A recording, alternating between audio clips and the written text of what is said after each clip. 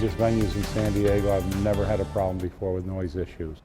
But the complaints are only getting louder against a trendy eatery in Little Italy. New at 5:30, 10 News reporter John Horn reveals why the city may close down live entertainment at Entrada.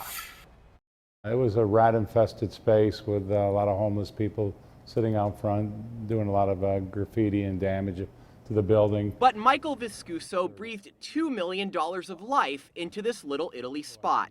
Maybe a little too much. It does shut down pretty early around here. Not Entrada, a Mexican eatery and speakeasy lounge open until 2 a.m. on weekends. It's a vibe where you could sit and have a conversation and not have to raise your voice over the music. But next door neighbors at Fenestra Lofts hear it very differently. These 4 inches connect the two buildings. It's about the size of $1. But when the music's playing on this side, residents over here say their walls won't stop shaking. An agency called Civic San Diego says it's been inundated with late-night noise complaints, and they claim police have been called more than a dozen times. You're calling it a speakeasy. They're saying it's a dance club. What's your? Well, can you give a response to that? With our conditions, we are allowed to have dancing. The music is set at a level that's a lot lower, considerably lower than most nightclubs. On Thursday, Civic San Diego could revoke Entrada's permit to have live entertainment. It's something Viscuso, who owned gas lamp clubs on Broadway and below,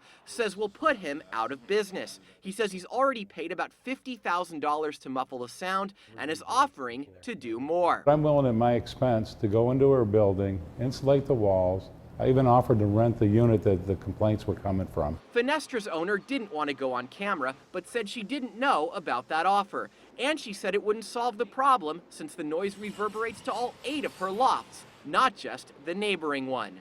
John Horn, 10 News.